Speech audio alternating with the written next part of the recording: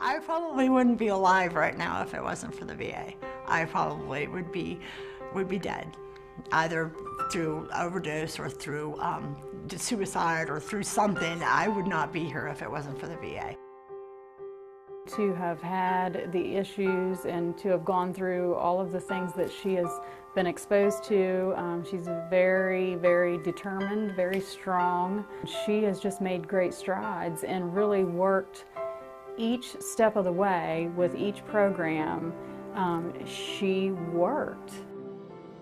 My father used to tell me that, basically, like his idea was a woman had her place, and I remember those things, and I think that was kind of instilled into my head when I was young, that a woman had her place in the house. She was not to be heard. My father was extremely abusive to me, my brother. He would hit us a lot. He threw my brother up against a wall one time when he was a baby.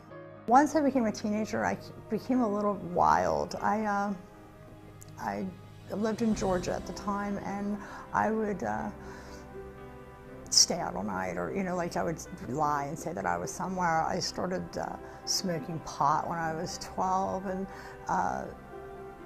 just really wild, a little promiscuous, very confused on who I was and what my place was in the world.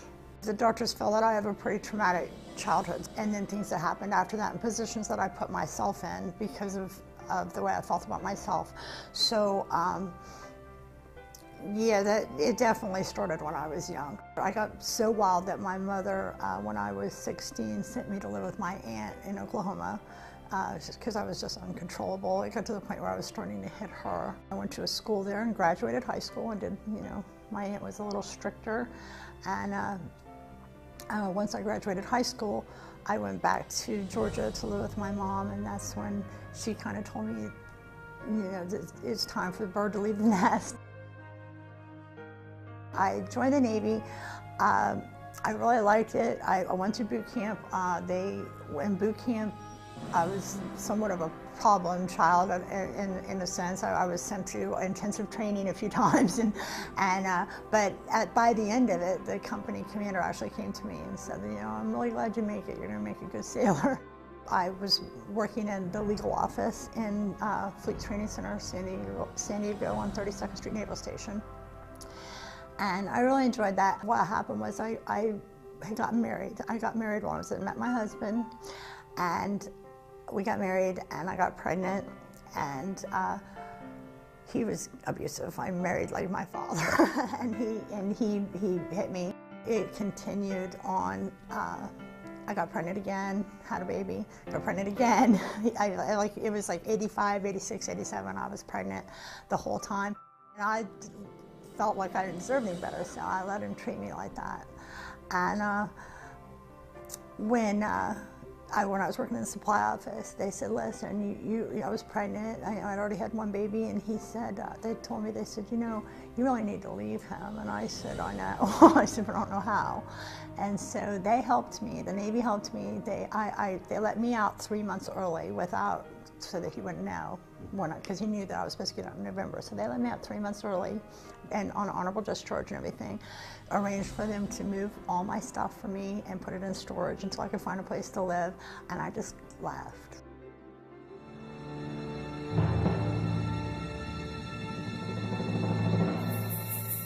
I have a neighbor who was friends with my ex-husband, and he came in knocked on my door one night.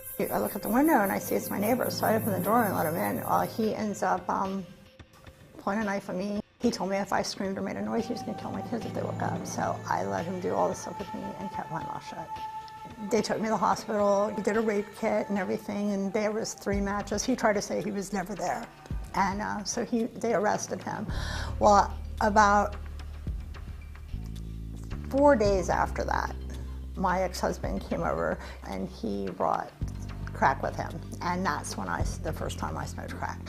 It just made everything go away. I had no emotion, and I liked that. By the time the guy went to court, because it took like 2 years for it to go to court, by that time, I'd lost my job, I wasn't doing really well, and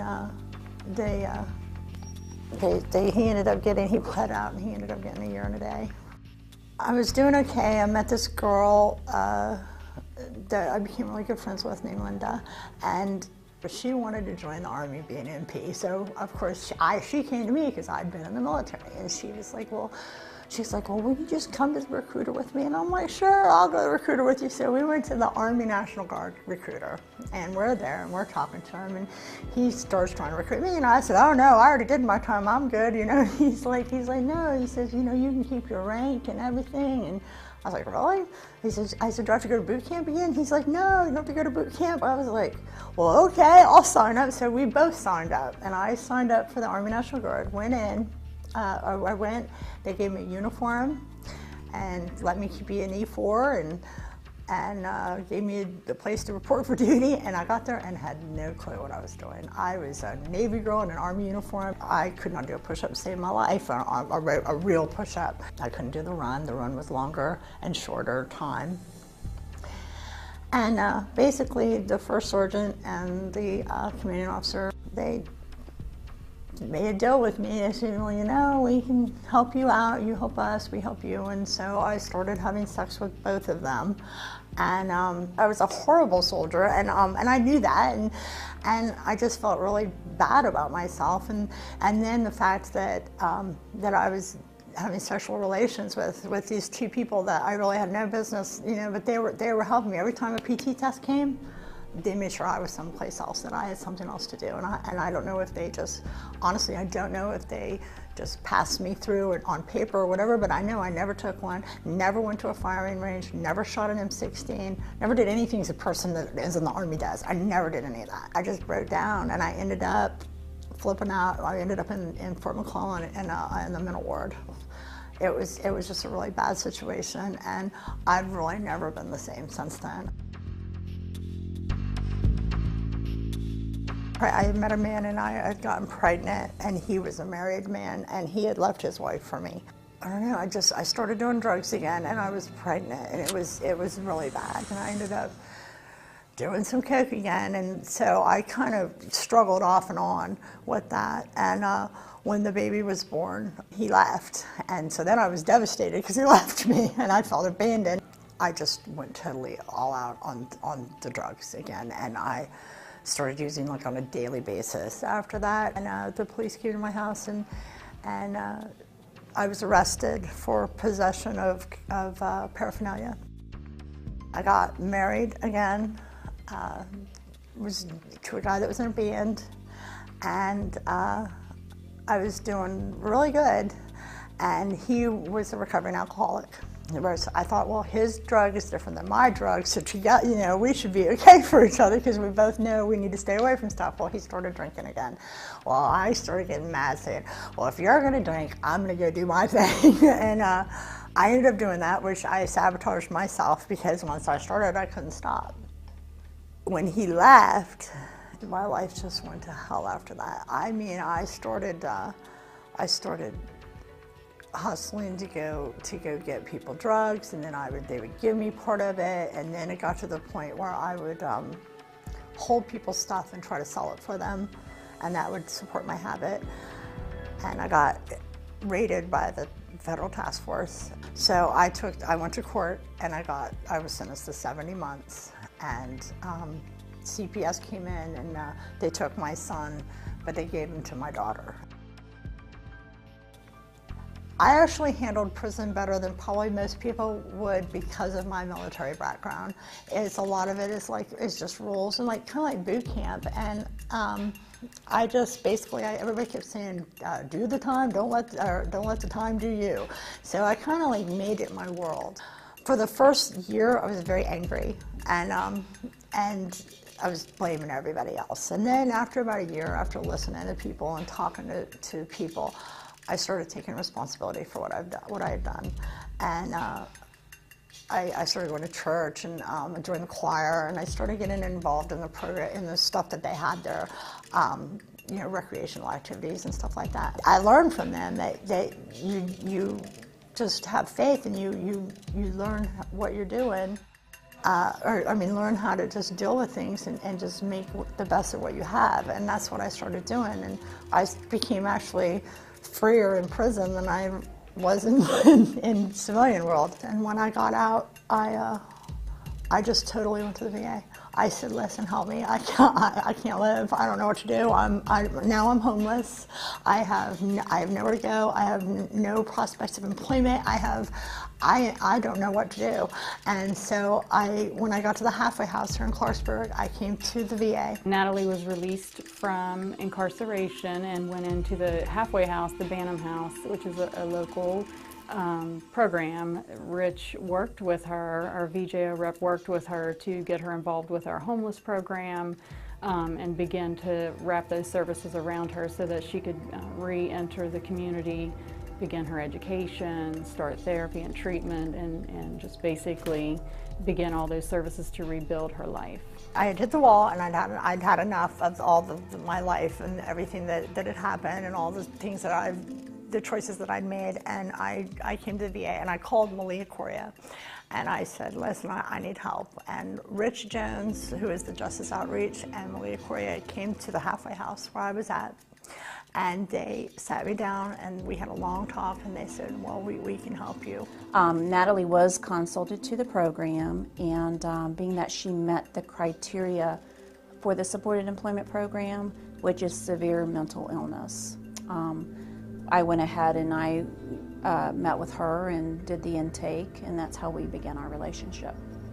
You understand where their perspective, meet them where they are, what is happening with them legally, what has been done thus far, and then meet with each of the folks who are professionals who are involved in that person's situation, you know, their PO, their attorney, and make a decision about where to intervene and when to intervene, and basically come up with a plan, a treatment plan. You live here at the VA, and you're on a schedule, and you go through groups all day long. They take you to meetings at night, and it was hard, but I did really well in it, and I learned a lot about myself. They helped me with developing boundaries. And confidence and self-esteem and stuff like that, and just recovery. They put me to work in the CWT program. I worked here at the VA in the library with Mary McLeod. She became my mentor and the person that I looked up to. She helped me. Anytime that I started feeling like I wasn't going to make it, she would bring me into her office and said, oh yes you are. And she's still, to this day, I just love her. I love her to death. She's a very strong woman and somebody who I would like to be like. And she's just amazing. Everybody at the VA is amazing. They care so much about me. And I was to the point where I felt like nobody could care about me. And they just helped me feel like I could do it. You're walking hand in hand, and these veterans have their employment. They're not used to people having their back. They don't know how to accept that or how to even be comfortable with it. So you have to do what's necessary to let them know that you're there and you have their back at whatever cost. They're there with me to help me along, but it's not in that abusive, dysfunctional way that I always had in the past. This is a positive support group that I have, and that's what they are to me. They are my total support group. This is where I come when when I feel anyway. If I feel happy, they're who I call. Hey, guess what? If I feel sad or depressed, this is where I come and I say, this is how I'm feeling. And there's always somebody here to talk to me or to give me advice or just to listen. And that's what they do. They listen. That was my role, was to provide her with the support that she needed to let her know she has this safety net, if you will, that somebody cares and will walk hand in hand with her out in the community for pretty much anything. I mean, daily needs, anything that arose at employment that was confusing to her or frustrating to her, we would talk it out. We would meet for lunches, we would meet after work, we would meet at the VA or in the community, whatever was best for her. It's actually about taking a different structured road. and maintaining that so that they continue to be, get back on track and be contributing members of society. And we have several veterans, just to add on to that, including Natalie, who not only complete all of the tasks that are asked of them, but also take it to that 12th step, as we talk about in recovery, and give back. So they're mentoring other veterans who are recently released from prison or who have just finished the inpatient treatment program. We are basically connecting them with these veterans that have been so successful, and that actually helps their recovery and the recovery and success of the other veteran. And Natalie certainly has been involved in that as well. She basically did very well with her probation and meeting the requirements for her probation. The VJO, the treatment team, everyone involved continued to work with her, update the probation officer, provide her with housing opportunities and options. She got her own apartment, a nice apartment, just the right size for her. She was thrilled about that. I was able to help her move some things in and just be a part of something that special, that she was back to having her own place and she could have her dogs, which she loves. So, and just the fact that she's enrolled in schooling, and just from physical appearance to her emotional state, and just kind of where she is right now, it's just night and day compared to when we first started working with her. I really am happy. I'm very content. It's life, I have little obstacles along the way, but with the VA's help, I get through them. And I work through it, and I work through it in a healthy way. I don't try to block it out or cover it up or wait for it to go away. I deal with it. My role was to make her realize that there is somebody that she can trust, somebody that's going to have her back and be non-judgmental towards her and accept her for who she is. And it is definitely worth it to me.